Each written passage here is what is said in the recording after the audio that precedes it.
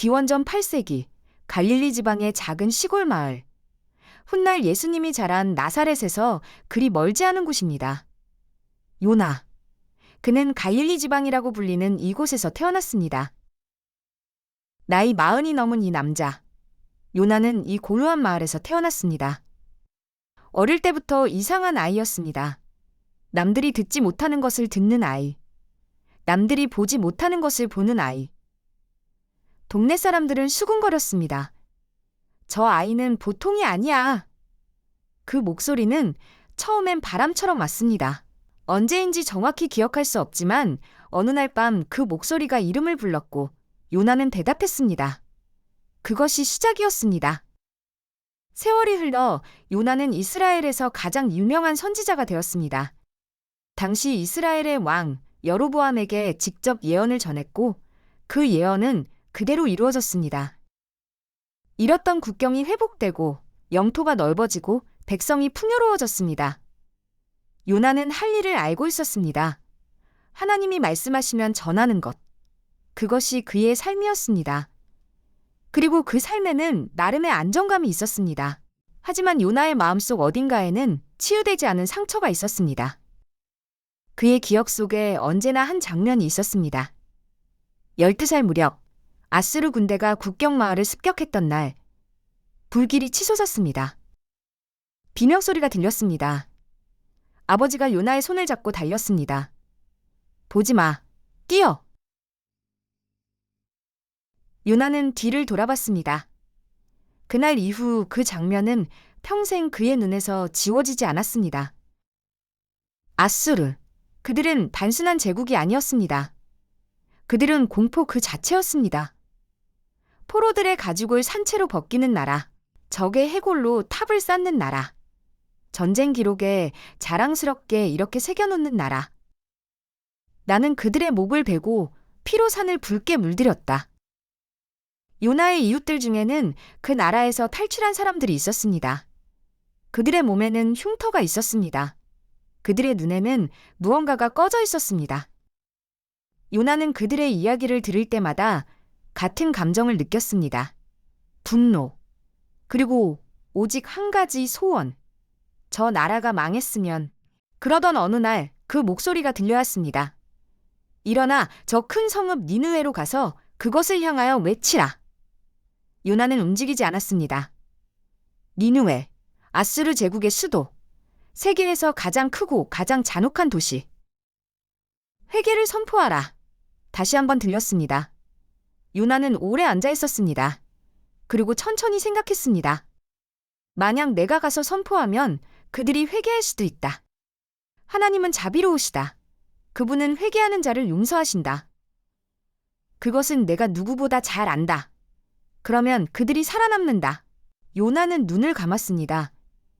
12살 그날의 불길이 다시 보였습니다. 나는 그것이 싫다. 요나는 일어났습니다. 하지만 그가 향한 곳은 동쪽이 아니었습니다. 욥바, 지중해 연안의 항구 도시입니다. 지금의 이스라엘 텔아비브 근처, 배들이 모이는 곳. 요나는 그 항구로 내려갔습니다. 다시스, 지금의 스페인 남부 해안으로 추정됩니다. 니느웨는 동쪽, 다시스는 서쪽 끝. 요나는 갈 수 있는 가장 먼 곳으로 향하고 있었습니다. 선착장에서 그는 잠시 멈췄습니다. 바다 냄새가 났습니다. 갈매기들이 울었습니다. 누군가 그의 어깨를 두드렸습니다. 어디 가시오? 다시스. 뱃사람이 눈을 동그랗게 떴습니다. 다시스요? 거기까지는? 요나는 돈을 꺼냈습니다. 떨리는 손이었습니다. 그래도 그는 배에 올랐습니다. 배가 출항했습니다. 요나는 갑판 아래로 내려갔습니다. 눈을 감았습니다. 나는 틀리지 않았다. 그들은 심판받아 마땅하다. 나는 그들의 구원을 돕지 않겠다. 그 생각이 그를 재웠습니다. 배가 공중으로 들렸다 내려앉았습니다. 요나는 잠에서 깼습니다. 배 전체가 신음하고 있었습니다. 나무 기둥이 삐걱거렸습니다. 물이 쏟아져 들어왔습니다. 갑판 위에서 고함 소리가 들렸습니다. 선원들은 각자의 신에게 기도하고 있었습니다. 짐을 바다에 내던지고 있었습니다. 베테랑 뱃사람들이 공포에 질려 있었습니다. 선장이 내려와서 요나를 흔들었습니다. 어찌하여 자고 있는 거야? 일어나서 내 하나님께 기도드려. 선원들이 제비를 뽑았습니다. 제비가 요나에게 돌아갔습니다. 이 재앙이 누구 때문이냐? 네가 무슨 일을 행하였느냐? 나는 히브리 사람이오. 바다와 육지를 지으신 하늘의 하나님 여호와를 경외하는 자요. 선원들의 눈이 커졌습니다. 그들은 알아봤습니다. 이 폭풍이 무엇인지를. 요나가 말했습니다. 조용하게, 체념한 듯이. 나를 들어 바다에 던지시오. 그러면 바다가 잔잔해질 것이오. 선원들은 망설였습니다. 어떻게든 살리려 노를 저었습니다. 소용없었습니다. 그들은 요나에게 용서를 빌었습니다. 그리고 그를 바다에 던졌습니다. 폭풍이 멈췄습니다. 요나는 파도 아래로 가라앉았습니다. 차갑습니다. 아무것도 보이지 않습니다. 위아래가 없습니다. 요나는 가라앉고 있었습니다. 바닷물이 폐 속으로 밀려들었습니다. 해초가 머리를 감쌌습니다. 그때 무언가 거대한 것이 그를 삼켰습니다. 어둠, 완전한 어둠. 살아있는지 죽은 건지도 모를 어둠. 요나는 거기서 사흘을 있었습니다. 왜 이렇게까지 해야 합니까? 저는 여기서 죽는 겁니까? 그리고 어느 순간 말도 안 나왔습니다. 그 저스트 어둠 속에 있었습니다. 바닥에 닿으면 바닥이 사람을 붙잡는다고 합니다. 더 떨어질 곳이 없을 때 비로소 올려다보게 된다고 합니다. 요나는 올려다봤습니다. 아무것도 보이지 않는 어둠 속에서 물고기가 요나를 육지에 토해냈습니다. 요나는 젖은 모래 위에 쓰러진 채 하늘을 봤습니다. 파란 하늘이었습니다. 그는 오래 그렇게 있었습니다. 그리고 목소리가 들렸습니다. 일어나 저 큰 성읍 니느웨로 가서 내가 내게 명한 바를 그것에 선포하라. 같은 말씀. 처음과 똑같은 말씀. 요나는 웃었는지도 모릅니다. 아니면 울었는지도 모릅니다. 이번에는 일어났습니다. 그리고 걷기 시작했습니다. 니느웨는 거대했습니다. 성벽만 사흘길. 인구 12만 명. 요나는 성 안으로 들어갔습니다. 첫날 그는 외쳤습니다. 40일이 지나면 니느웨가 무너지리라. 그런데 무언가 이상한 일이 일어났습니다. 사람들이 멈췄습니다. 서로 눈을 마주쳤습니다. 그리고 앉았습니다. 소문이 퍼졌습니다. 거리에서, 시장에서, 궁전에서. 왕이 왕자에서 일어났습니다. 겉옷을 벗었습니다. 굵은 베옷을 입었습니다. 제일 위에 앉았습니다. 조서가 내려졌습니다. 사람도 짐승도 아무것도 먹지 말라. 하나님께 힘써 부르짖으라. 각각 악한 길에서 떠나라. 니느웨 전체가 엎드렸습니다. 세계에서 가장 잔혹한 제국의 수도가 단 하루 만에. 요나는 그것을 지켜봤습니다. 그리고 화가 났습니다. 맹렬하게 화가 났습니다. 요나는 하나님께 기도했습니다. 하지만 이것은 간청이 아니었습니다. 하나님, 제가 뭐라고 했어요? 처음부터 이렇게 될 거라고 했잖아요. 그래서 도망쳤던 겁니다. 다시 쓸어요. 하나님은 자비롭고 쉽게 화내지 않으시고 사랑이 넘치시는 분이니까요. 그는 알고 있었습니다. 처음부터 이렇게 될 줄 알고 있었습니다. 하나님, 그냥 저 죽게 해주세요. 이렇게 사는 것보다 죽는 게 낫겠습니다. 이것은 유서와 같은 기도입니다. 삶을 포기한 사람의 말. 하나님이 물으셨습니다.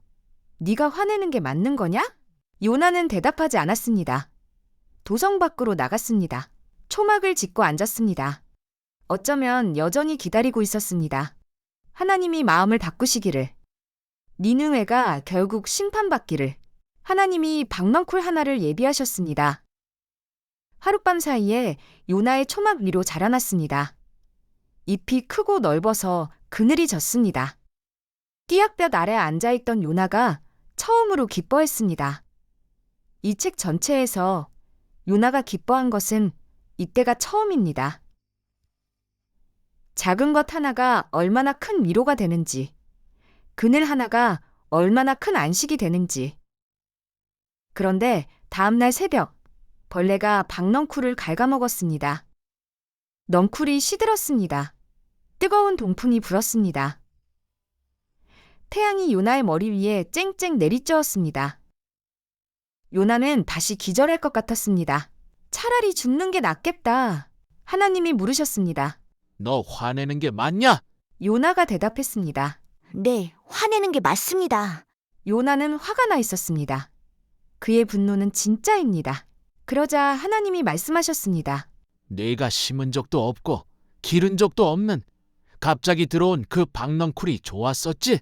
요나는 멈칫했습니다. 박넝쿨은 하나님이 주신 것이었습니다.